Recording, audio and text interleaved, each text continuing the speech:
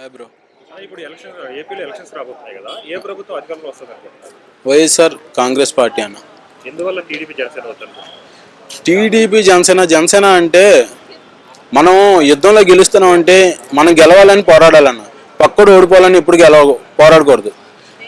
పవన్ కళ్యాణ్ గారు తన సొంతంగా పోటీ చేస్తే నేను కూడా ఒక కాపు సామాజిక వర్గంగా అతనికి మద్దతు ఇద్దును. సొంతంగా పోటీ చేస్తే అతను జగన్ ఈసారి ఓడిపించాలి అనే తపంతోనే వెళ్తున్నారు, కానీ అతను గెలవాలని ఉద్దేశంతో వెళ్ళట్లేదు. ఆ ఉద్దేశం నాకు నచ్చట్లేదు. కానీ జగన్ గారు ఎలాంటి డెవలప్మెంట్ లేదు, సో అందువల్ల అందరూ కలిసి వెళ్తున్నాం అంటున్నారు కదా. డెవలప్మెంట్ ఏ రాష్ట్రంలో కనిపించిందన్న? ఆంధ్రప్రదేశ్ ఉమ్మడి ఆంధ్ర మన సపరేట్ అయినా మనకి లో బడ్జెట్తో వచ్చింది, అంటే అప్పులతోనే వచ్చింది.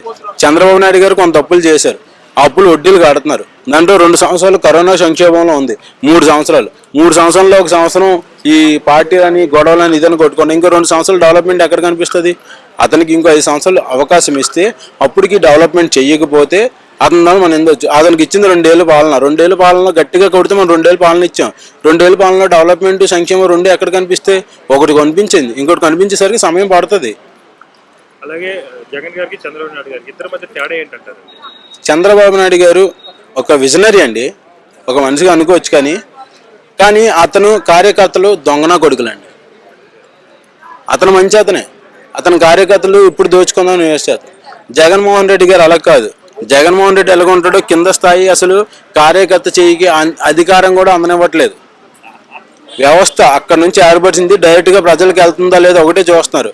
మధ్యలో ఇక ఈ దళారీధనం పెట్టింది చంద్రబాబు నాయుడు గారు. ఒక జన్మభూమి కమిటీలని అదని ఇదని పెట్టి మధ్యలో దళారీ వ్యవస్థని ఏర్పాటు చేసింది చంద్రబాబు నాయుడు గారు. అతను విజనరీ ప్రకారం వెళ్తే ఈ రోజుకి ఆయన సీఎంగా ఉండరు. అతను ఆ చేసిన తప్పే జగన్మోహన్ రెడ్డి గారు చేయకుండా డైరెక్ట్గా ప్రజల వద్దకే ఇచ్చిన రిజల్ట్ వెళ్ళకుండా వెళ్తున్నారు. అతను ఒకప్పుడు ఒక పెన్షన్ మీకు 2000 తీసుకోవాలంటే లోకల్ ఉన్నోడికి ఒక 20 రూపాయలు కమిషన్ ఇవ్వాలి.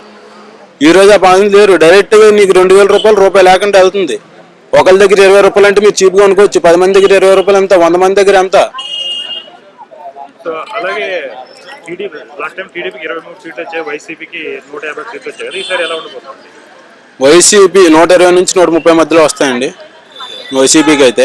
మళ్ళీ జగన్ గారిని సీఎం చేస్తారు ప్రజలు అని నేను అనుకుంటున్నాను. ప్రజల అభిప్రాయం ఎలా ఉందో నాకైతే తెలియదు. నేనైతే జగన్ గారు వస్తేనే బాగుంటుంది, వస్తారని కూడా అనుకుంటున్నాను. థ్యాంక్స్ అండి.